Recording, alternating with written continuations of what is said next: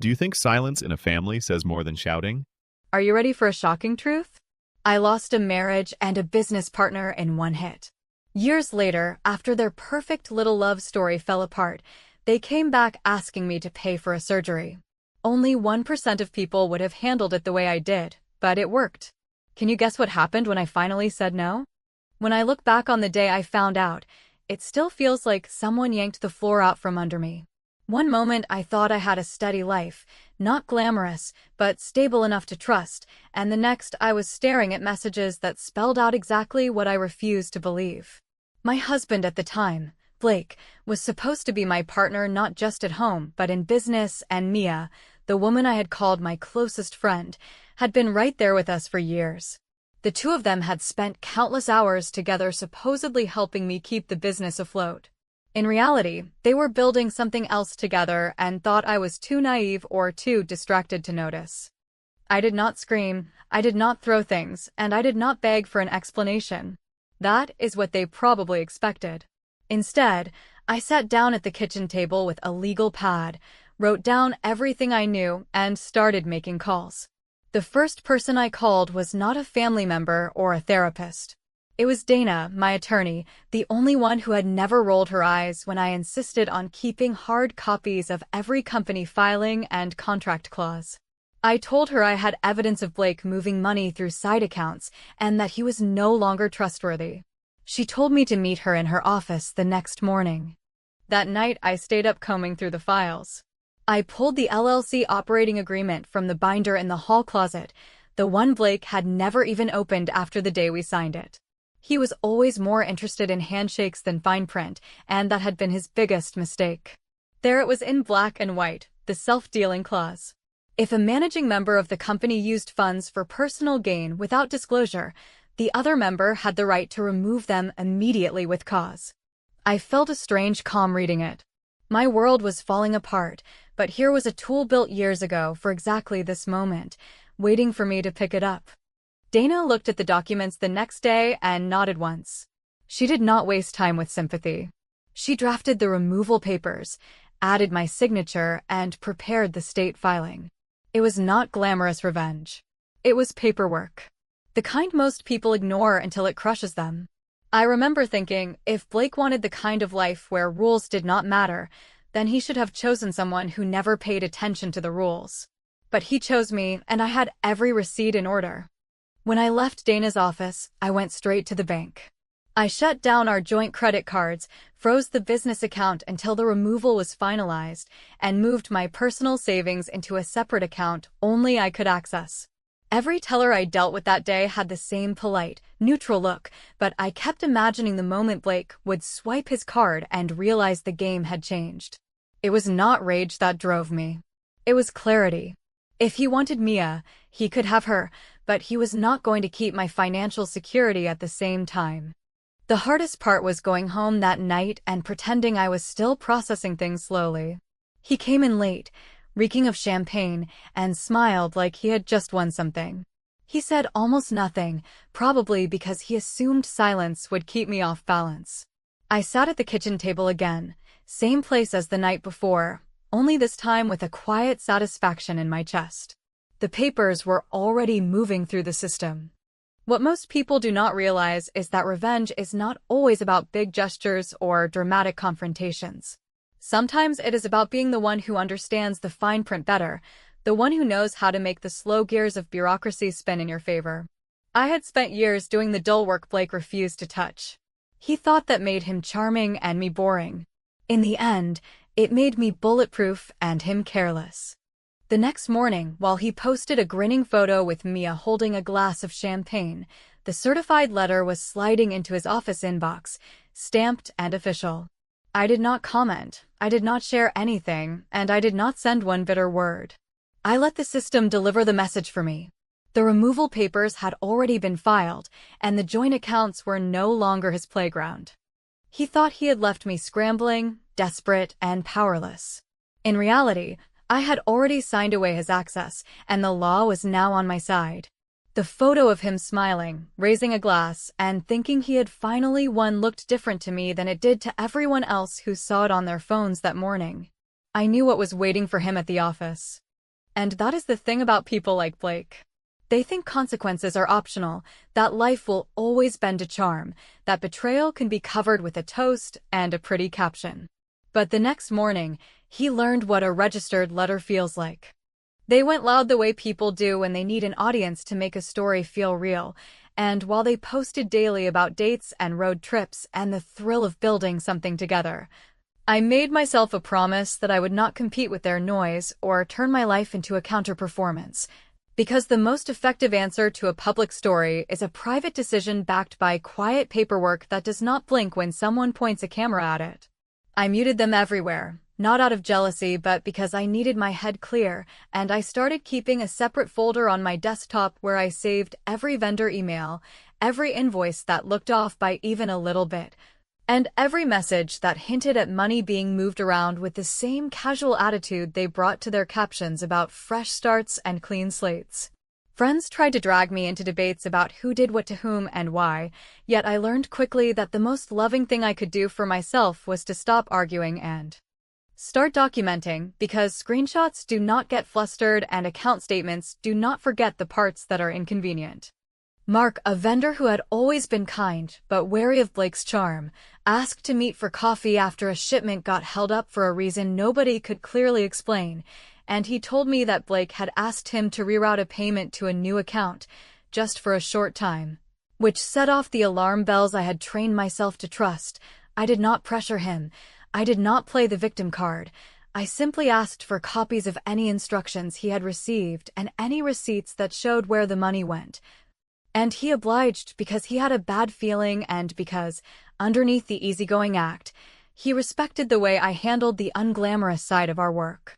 That night, while the two of them posted a boomerang of clinking glasses with a caption about second chances, I took Mark's files, saved them into my folder, and wrote a concise timeline that connected each transfer to the exact date of Blake's meetings with Mia during the months when he swore he was working late for me, not with her, and when I finished lining up the dates, I felt something settle inside me that was not anger so much as alignment.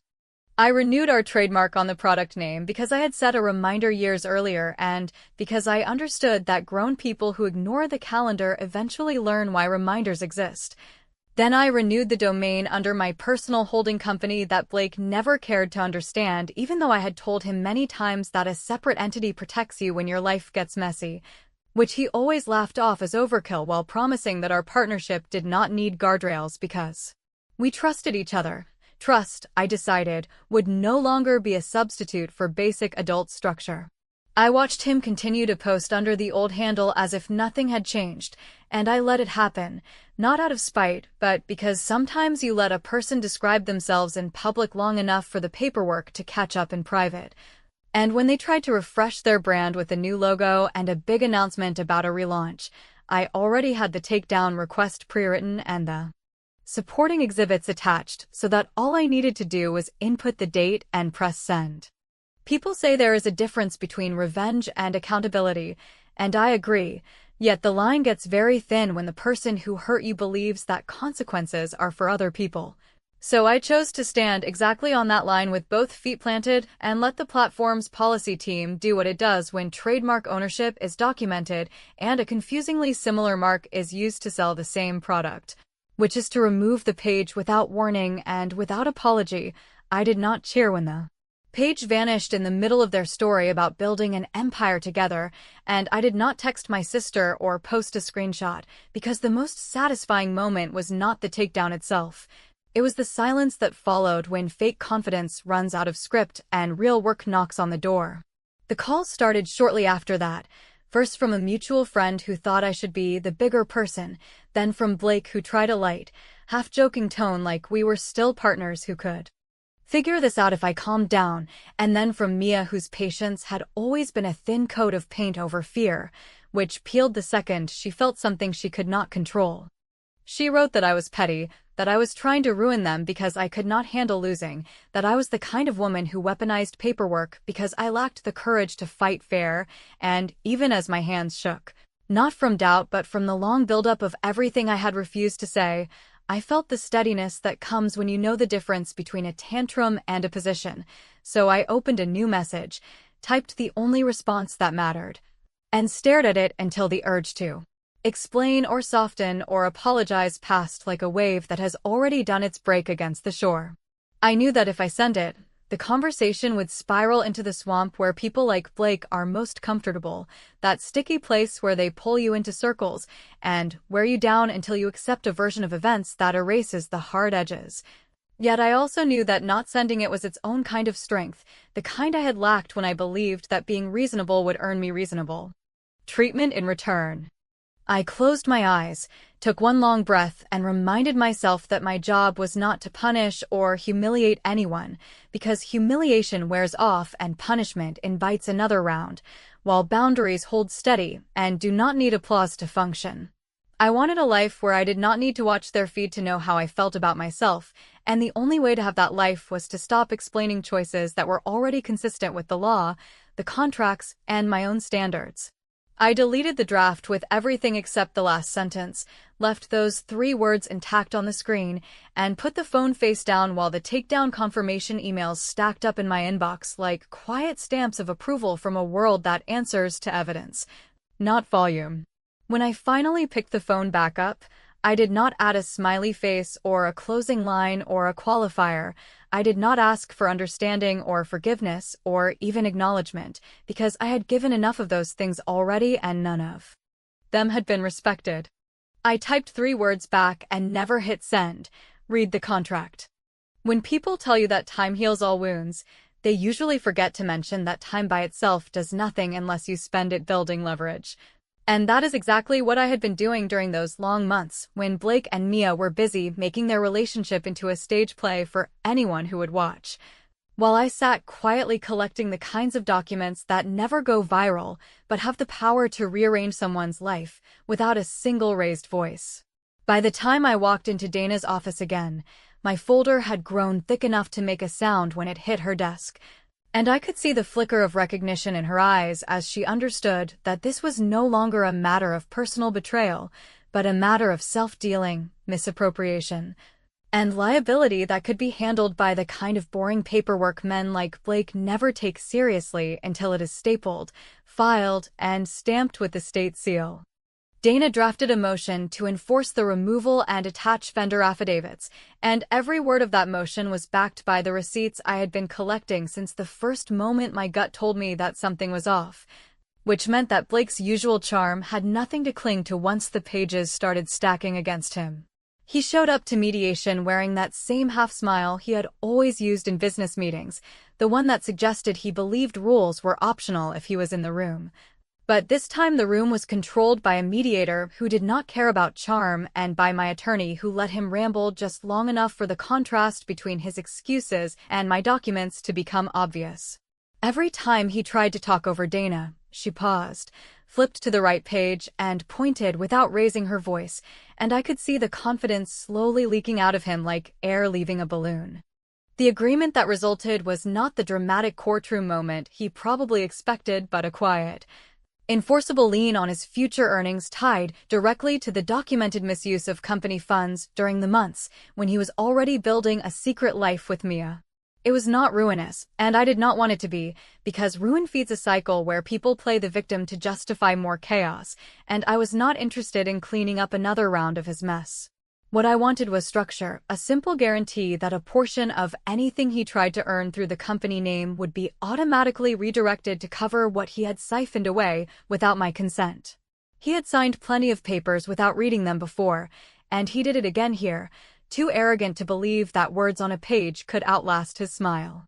I left the mediation with a strange sense of balance, not joy, not triumph, but a steady knowledge that I had built something solid where he had only built illusions. For the first time in months, I allowed myself to breathe without rehearsing the next step in my head, because the paperwork itself would keep moving forward even if I put the folder away for a while. Yet revenge has a way of landing when you least expect it, and mine arrived one late evening when I was already in bed with a book, trying to pretend that life was ordinary again. My phone lit up with an incoming call from a number I almost didn't recognize until I saw his name flash across the screen, and the thought of answering made my chest tighten, because I already knew why he was calling, even if the words hadn't yet left his mouth. Earlier that week, I had received the notification that the lien had triggered for the first time, redirecting a portion of a sponsor payment he had been bragging about on social media. I hadn't said a word, hadn't posted, hadn't gloated, but I knew he had seen the reduced deposit hit his account, and I knew he would feel it as a shock, not a mistake, because people like him always sense when the consequences they've ignored finally arrive. When the phone rang again, I let it go to voicemail, because I didn't need to hear his explanations, his outrage, or his attempt to reframe himself as the wronged party. The notification from my bank was already enough of a conversation. Still, as I lay there staring at the ceiling, the part of me that had once believed in fairness ached a little, because I knew how he would spin this to Mia. How he would make it sound like I had sabotaged him instead of simply enforcing the agreement he had signed with his own hand. And I thought of her, too, because she had chosen to attach her future to his, and that meant she would now be living with the ripples of decisions she hadn't made but had tolerated. It wasn't my job to save either of them from that, and for the first time I felt the weight of letting go, the realization that I did not have to fight every battle in person, because the systems I had set in place were fighting for me whether I stayed awake or not. By the next morning, the voicemail was waiting, his voice equal parts angry and desperate, demanding to know how I could do this, as if he hadn't been the one to set the whole chain of events in motion years ago. I deleted it without saving, without a second listen, because I had no need for his version of history. What mattered was that the lien had worked exactly as Dana had said it would, proof that dull, relentless paperwork can sometimes strike harder than any shouted confrontation. It was a strange kind of justice, one that didn't look exciting from the outside, but that carried the exact weight I needed it to. I went about my day with that voicemail still echoing faintly in my head, not as a burden, but as a reminder that silence can be louder than words when you know where your power actually sits. Later that week, as I was clearing out emails, I saw another notification, this time not from Blake but from Mia, and the subject line made my stomach drop. After years of noise and distance, she was reaching out directly, and I already knew it wasn't going to be about apologies or closure. At 2 in the morning, my phone lit up with a name I had not seen in years. Not Blake. Mia.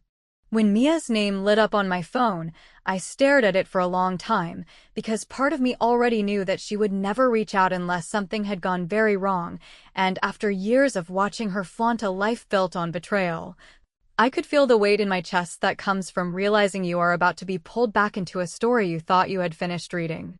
I let it ring out that night, but the next morning the messages began to arrive one after another, each one shorter and more frantic than the last, and by noon I finally picked up just to stop the endless buzzing.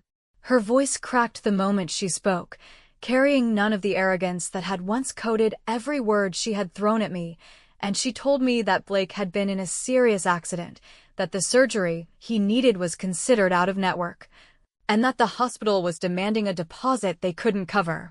She did not even try to ease into it or pretend this was about reconciliation. It was about money. Plain and desperate. I listened in silence because there was nothing to say at first, and when she finished her breathless explanation, I asked her a single question. Why me? There was a pause, a kind of stunned quiet on her end, as though she had assumed that even after everything, I would still be the dependable one who picked up the pieces when other people let the world crash down. She told me I had always been the stable one, that Blake needed help now more than ever, and that I was better than this, because decent people didn't let someone die when they could prevent it. I almost laughed at the irony of hearing her appeal to my decency after she and Blake had built their happiness on top of tearing mine apart, but I kept my tone calm and said I would meet her at the hospital to hear the full situation. It was not because I planned to cave, but because I wanted the truth laid out in front of both of us where the walls could not lie. When I walked into the hospital and sat down with Aaron from finance, who handled these conversations without judgment or theatrics, I brought the divorce decree with me. The one line in it highlighted where we had agreed that neither party would solicit financial support from the other, because if they did, the settlement would reopen and the terms would be reconsidered. Aaron explained in detail what Mia already knew but had not admitted. The insurance denial was not a cruel mistake. It was a direct result of her decision years earlier to decline COBRA coverage after she left, writing in an email that she would figure it out later, a copy of which I had kept because experience had taught me that people rarely remember their own words when it suits them not to. The hospital needed a deposit, yes, but they did not need it from me, and Erin understood that once she read the paperwork, which I slid across the table with the kind of finality that makes conversations shift from begging to resignation. Mia's voice rose in the small office, breaking as she insisted that this was about saving a life, that whatever mistakes had been made in the past were irrelevant now, and that I could prove I was not the monster she claimed I was becoming by stepping up for Blake the way I once had when we all pretended to be on the same team. I leaned back, looked her in the eye, and told her that decency was not measured by how much abuse you absorbed before you finally stopped paying for the same people who burned you. If she wanted my help, I said, it would not come in the form of a check or a wire transfer. It would come as a choice. I laid out the single path forward that I was willing to offer, a notarized statement of truth, signed by both her and Blake, acknowledging the affair, the rerouted funds, and the damage done to the vendors who had been left in limbo when Blake siphoned money behind my back. That statement would go directly to the people who had eaten the losses, not to me, because they deserved more honesty than they had ever received. It was, I told her, the only condition under which I would even consider opening my wallet, and, even then, it would be to clear their names and debts, not to fund the man who had laughed as he left me behind. She stared at me like I had spoken another language, because in her mind justice was always negotiable, always something that could be sidestepped if you cried hard enough. She refused, of course. She said I was cruel, vindictive, that no one with a heart could stand there and demand a confession in exchange for survival. I did not raise my voice. I simply folded the papers back into my folder, stood, and thanked Erin for her time. Mia grabbed my arm as I turned to leave, begging me to reconsider, telling me that if I walked out, I would carry the weight of whatever happened next for the rest of my life. I looked at her hand on my sleeve until she finally let go, and then I said something that stopped her mid-breath. I told her I had already thought about it, every possible version of this moment, and that the answer had never changed. When Erin asked, almost out of habit, whether I could at least think about a partial deposit, I did not hesitate. I said I already did, and that my decision was final. Then I walked out of that office, not triumphant, not angry, but steady, because sometimes the strongest revenge is not the strike you deliver, but the silence you hold when someone else demands that you save them from themselves. In the weeks after that meeting at the hospital, when the noise died down and the adrenaline drained from my body in a slow, stubborn trickle, I learned that the real test was not whether I could say no in a crisis, but whether I could keep saying no when guilt came dressed as reason, and when people who had never respected my boundaries tried to sell me on a version of compassion that always seemed to require my money and my silence. So I did something that surprised even me, because instead of pacing the house and replaying every word I had said to Mia or wondering whether I had finally crossed a line I could not walk back, I opened my laptop, pulled up the old spreadsheets with vendor accounts, and called Mark to ask for a list of everyone who had eaten the costs during the months when Blake was siphoning funds into that shadow account he labeled as temporary, and while he talked I felt my shoulders unlock in a way I had not felt in years. Since long before the affair, since long before I realized that being dependable in the wrong partnership is the fastest way to go broke in every sense that matters. I met Mark at a small table near his shop where he kept the books stacked in tidy piles, and I told him what I had told the hospital finance officer and what I had told Mia when she gripped my sleeve and tried to make me carry their consequences, which was that I would not pay to patch a hole someone else had torn, yet I would make sure the people who had been dragged through the mud and asked to smile anyway got what they were owed. So we went line by line, and I wrote the checks with my maiden name printed across the top because there are parts of your life you reclaim quietly, and there is a private joy in seeing a name that is yours alone attached to acts that feel like repair rather than rescue. And when Mark tried to thank me with the kind of heaviness that makes a person cry in public, I told him he did not owe me anything except a promise to send me an invoice if he ever saw Blake try the same stunt with another partner, because consequences only hold if people refuse to forget what happened as soon as the drama cools. The next choice came out of the same clarity, not out of guilt and not out of revenge either, but out of a stubborn belief that money should move where it matters.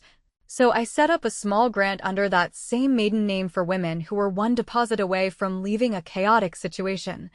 A simple fund that covered first month's rent when the only thing standing between a person and a locked door was a security deposit and the nerve to start over, and I wrote the criteria down in plain language, with caps that kept me honest, because I did not want to play savior, and I did not want to repeat the mistake of thinking that bleeding for people who choose chaos will ever fix what they do not want to fix. And as I sketched the process, I felt that quiet click again, the one that says you are no longer a character in someone else's story. You are writing your own rules as if your life depends on them, because in a very real way it does. Predictably, the backlash arrived like a late storm that pretends it has something new to say, and when Mia showed up at my door with eyes that had learned nothing and a tone that tried to sound righteous, she said they would go public and tell everyone I had let a man suffer when I could have lifted a finger and changed the outcome, and I did not invite her inside or ask her to sit or try to soothe a single edge. I simply handed her a printed copy of the email she had written the month she left, the one where she declined continuation coverage with a breezy promise to figure it out later and a winking line about how freedom costs a little. And I watched the exact moment she recognized her own words and the trap she had set for herself by assuming that later would never arrive, because later always arrives and it never calls first. She said I was heartless and that a decent person would set paperwork aside when life is on the line. And I told her that for years I had been the decent person who made exceptions for other people's emergencies, and that decency without boundaries turns into a vending machine where you keep shoving in coins while the machine flashes error codes and swallows every last dollar. So from now on my decency would point toward people who did not manufacture their own emergencies and toward systems that helped the kind of women who do not have a lawyer to draft clauses with teeth, and if she wanted an act of mercy, she could write it herself as a notarized statement that told the truth to the vendors who had been made to feel crazy while invoices went unpaid. Because mercy without truth is nothing but theater, and I had retired from theater the day I stopped explaining myself at the kitchen table. She stepped back and tried a different angle, promising that they would stay quiet if I wired a partial deposit, and I reminded her that partials count as openings under the decree, that any request or payment between us reopened the settlement language we had both signed, and that I had already filed a notice through Dana to make sure future solicitations triggered penalties rather than conversation.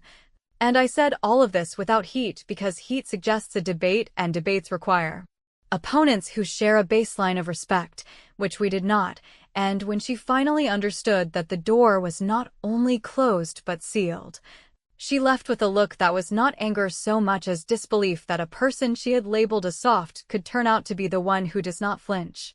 That evening I sat with a pen and a yellow pad, not as a ritual and not to dramatize anything for a future audience, but because I wanted the muscle memory of writing the final move with my own hand before I sent it to Dana for proper language. And the move was simple enough that even my heart, which still wanted to be generous in ways that had cost me dearly, could understand it without trying to negotiate. So we drafted a letter that restated the non-solicitation clause, documented the hospital approach with dates and names, attached the printout of the declined coverage, and put them on formal notice that any further requests for funds, whether direct or through friends, would trigger the agreed financial penalties and an injunction. And when I read it aloud to myself, I heard no bitterness and no triumph, just the steadiness I had fought to build since the day the floor dropped away.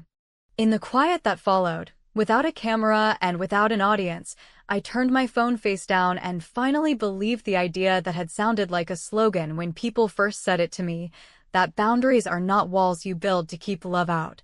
They are doors you lock to keep your life from being robbed in broad daylight by people who call it love while they take what they want. And as the house settled into its usual sounds, I knew that the story was not about whether Blake learned a lesson or whether Mia ever apologized, because the point had never been to teach them anything or to wait for their understanding. The point was that I had chosen where my money and my energy and my name would go from now on. And that choice was the revenge that did not need to be cruel to be complete, the win that did not need applause to count. This changed my life in 30 days in a way their accident never could, because I did not become colder or harder or smaller. I became precise.